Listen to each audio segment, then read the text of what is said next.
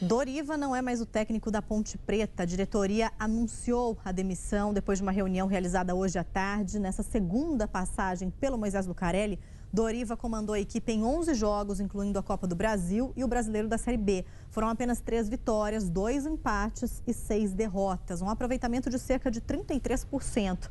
Além de Doriva, a diretoria da Ponte Preta também confirmou a saída do diretor de futebol, Ronaldão, que pediu licença por motivos particulares. A demissão de Doriva foi anunciada um dia depois da Ponte Preta perder o 4º jogo no Campeonato Brasileiro da Série B. No fechamento da 7ª rodada, a Macaca foi a São Luís, no Maranhão, e a derrota foi por 1-0 para o Sampaio Corrêa, que aproximou aí o time de Campinas da zona de rebaixamento. As equipes entraram em campo buscando a vitória para se afastar da zona de rebaixamento. Os times atacavam mais pelas laterais e foi na lateral esquerda que o ataque do Sampaio deu certo. João Paulo construiu a jogada. Ele só rolou para Bruninho, que mandou para o fundo das redes. 1-0 tricolor. A Ponte tentou chegar com Júnior Santos, mas Andrei defendeu. A partida estava bastante equilibrada, mas por outro lado, teve poucas finalizações. No segundo tempo, Bruninho mandou uma bomba, Ivan defendeu. João Paulo ainda tentou, mas sem sucesso. O Tubarão ficou com 10 homens na partida. Alisson faz falta no campo adversário e foi para o chuveiro mais cedo. A Macaca tentou na cobrança de falta, mas a bola foi para fora. Neste lance, jogadores do Sampaio pediram pênalti, mas o juiz mandou seguir. Final de jogo, Sampaio 1, Ponte Preta 0. Sim, o jogo foi bem corrido, com 1 a menos ali ficou bem difícil, mas a equipe suportou bem. A gente jogou fechadinho ali para não tomar gol e graças a Deus fomos felizes e saímos com a vitória. Com a vitória, a equipe do Sampaio chega à marca de 10 pontos no campeonato. Agora, o tricolor vai respirando contra a zona da degola. Na próxima rodada, o time maranhense vai encarar o líder Fortaleza na Arena Castelão. Já a Ponte Preta vem de 2 derrotas consecutivas e o próximo desafio da Macaca será contra o Oeste. Mudou que nós tínhamos um jogador a menos e se não tivesse a superação, a vontade e um bom posicionamento dentro de campo, fatalmente a gente não conseguiria o resultado. Tanto é que, se você pegar o jogo inteiro, meu goleiro não fez nenhuma defesa difícil. Então, é sinal que estava bem postado. O Sampaio Corrêa virou pedra no sapato de Campinas, hein? Começou o 4º jogo da final da Liga de Basquete Feminino e o Veracruz Campinas não tem outra opção, é vencer ou vencer. O Sampaio Corrêa está em vantagem, venceu 2 jogos contra 1 do Veracruz. E se o time maranhense vencer hoje, vai ficar com o título. O time de Campinas precisa de uma vitória por qualquer placar para forçar aí o 5º e último jogo. Se der tudo certo, as meninas do Veracruz decidem o título domingo no ginásio Paineiras, aqui em Campinas. Agora, voltando aos gramados, a Federação Paulista de Futebol anunciou os grupos da Copa Paulista, que começa em agosto. 6 times da nossa região vão disputar esse torneio. O grupo 2 é formado por 15 de Piracicaba, Inter de Limeira, Red Bull Brasil e Rio Claro, além de Ferroviária, Desportivo Brasil e Noroeste de Bauru. No grupo 3, o Bragantino terá como concorrentes São Caetano, Santo André, Água Santa, Taubaté, São Bernardo e o time Sub-23 do Santos. O Atibaia, campeão da Série A3, está no grupo 4, junto com Ituano, Audax, Portuguesa, Juventus, Nacional e Taboão da Serra. A Copa Paulista oferece ao campeão uma escolha, uma vaga para o Brasileirão da Série D ou uma disputa na Copa do Brasil. O Guarani se representou ontem em Campinas com um novo reforço para a Série B. Vamos ver. Num jogo amarrado, com o adversário marcando forte e fechando todos os espaços, um belo chute de longe mudou todo o cenário. O gol de Ricardinho, que abriu a vitória contra o CRB, foi o primeiro do Guarani de fora da área em todo o Campeonato Brasileiro. E acabou virando uma lição de como superar equipes que joguem atrás da linha da bola. É importante porque acaba se tornando uma arma a mais para a equipe. Em jogos assim, a equipe muito bem postada, muito atrás. Eu acho que a gente faltou mexer essa bola um pouco mais rápido de um lado para o outro para tentar achar os espaços. Individualmente a coisa não estava acontecendo. E a arma seria de fora da área mesmo, de um chute distante, talvez de uma bola parada. A vitória contra o CRB de Alagoas marcou também a estreia do lateral esquerdo Pará. Mas as contratações do Bugre não param por aí. O Guarani deve apresentar nos próximos dias um novo reforço para a sequência da Série B. é o goleiro Giógeme, de 22 anos, que pertence ao Cruzeiro e tem passagens internacionais. Já jogou no Estoril de Portugal, defendeu a seleção brasileira nas categorias de base e disputou o último campeonato mineiro pelo Tupi de Juiz de Fora. Na reapresentação do elenco, um jogo-treino entre os reservas e o time sub-20. Uma oportunidade a mais para o técnico Humberto Louser testar todas as opções que tem em um campeonato longo que ainda está só no início. Aquelas equipes que têm sucesso, a gente vê que é a equipe que tem um grupo, né? Que quando se acontece uma lesão, uma substituição, aquele que entra dá conta do recado, acaba se firmando, outro é decisivo no momento de fazer um gol, outro acaba sendo caracterizado por sempre estar no segundo tempo, isso é importante para a equipe, então isso é importante, para que todos tenham o objetivo alcançado lá no final, cada um saber do seu papel dentro da equipe. Bom, a 8ª rodada da Série B do Brasileirão começa hoje com 2 jogos, vamos ver. Às 7h15 da noite, no estádio Walter Ribeiro, em Sorocaba, o São Bento recebe o Figueirense. Se o time catarinense vencer, chega a 14 pontos e entra no G4. Às 9h30 da noite, tem duelo paranaense no estádio do Café. O Londrina, com 8 pontos, encara o Curitiba, do técnico Eduardo Batista. Uma vitória pode colocar o Coxa na vice-liderança da Série B. O jogo entre São Bento e Figueirense já começou, mas ninguém abriu o placar ainda. O São Paulo é o melhor time paulista na classificação do Campeonato Brasileiro da Série A e o único time invicto.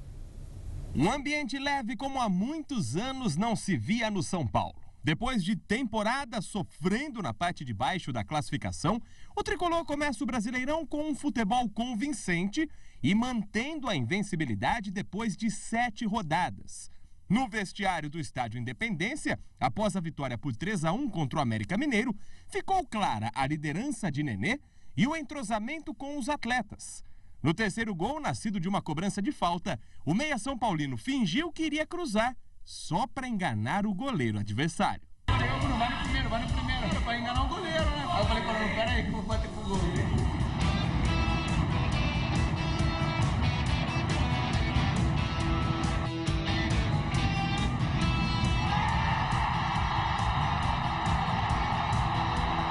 A fase é tão boa no São Paulo que até as comemorações de gols foram ensaiadas. Ele tinha combinado que tinha fazer do Everton, né, que ele faz aquele ombrinho dele, e depois joinha. A gente, né, ensaiou os passos ali antes do jogo no hotel. Todo mundo estava ensaiado para fazer, fizemos aí. Mas na hora do improviso, quando o Nenê ia ser jogado pro alto... Eles iam me jogar, cara, e aí eu acabei ficando do chão. Mas, poxa, muito feliz que estava todo mundo junto, essa alegria. Nosso time é assim, tá unido dentro e fora de campo. Por isso a gente está demonstrando, graças a Deus, com o resultado. Então, realmente, como eu disse, uma felicidade muito grande ter conquistado essa vitória e os 3 pontos. Olha, depois da segunda derrota no Campeonato Brasileiro, a pressão aumentou no Palmeiras. O técnico Roger Machado justificou algumas escolhas aí na escalação. Vamos ver. 10 gols marcados em 7 jogos pelo Brasileirão. A média do Palmeiras pode até não ser a das mais baixas. O problema é a quantidade de gols perdidos nesses jogos e as dificuldades do meio-campo para dar confiança ao torcedor.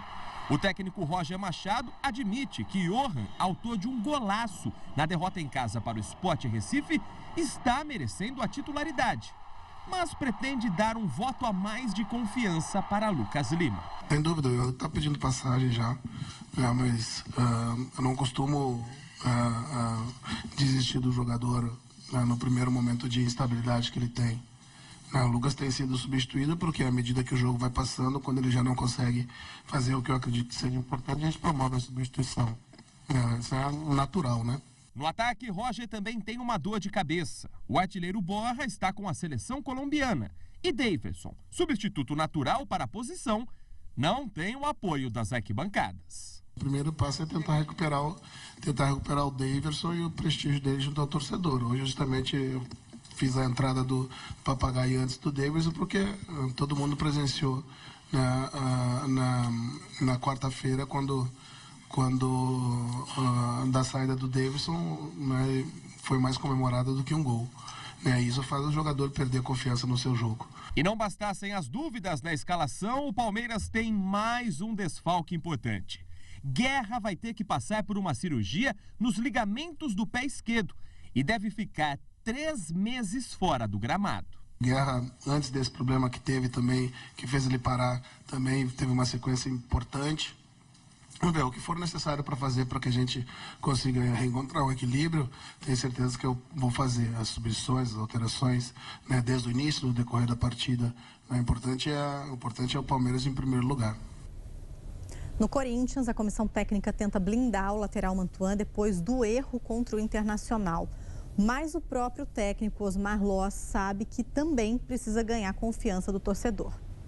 Um erro que coloca em xeque a presença no time principal de um jogador apontado como uma das grandes revelações da base corintiana. Mantuan assumiu a vaga na lateral direita por uma necessidade. A contusão de Fagner, que ainda foi convocado para a Copa do Mundo, é um cenário que exige a aposta por parte da comissão técnica. E o treinador Osmar Loss, que trabalhou com o jovem nas categorias de base, é o primeiro a sair em defesa de Mantuan.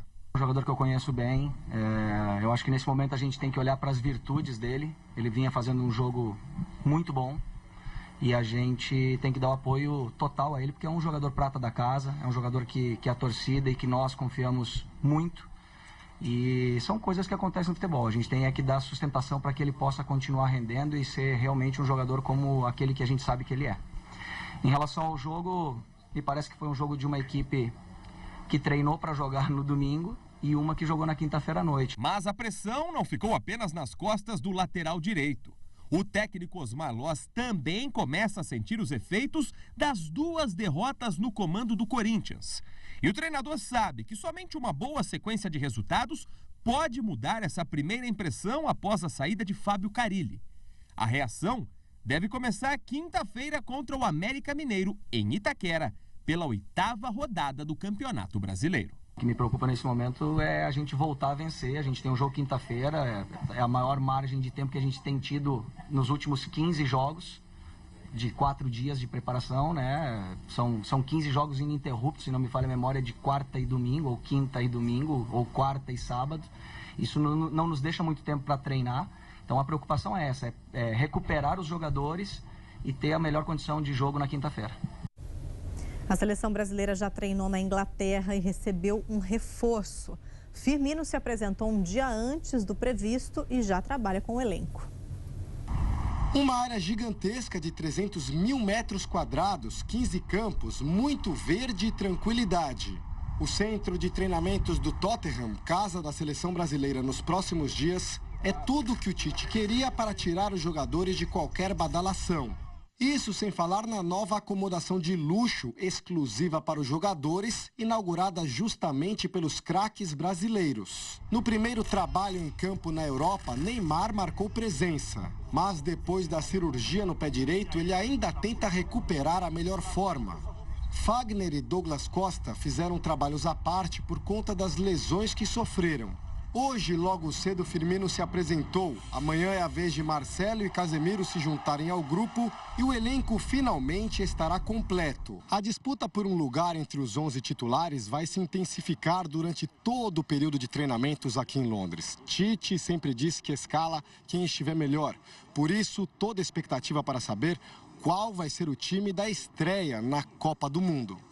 Antes disso, a seleção tem 2 amistosos, contra a Croácia em Liverpool no próximo domingo e contra a Áustria em Viena no dia 10 de junho, logo antes do embarque para a Rússia.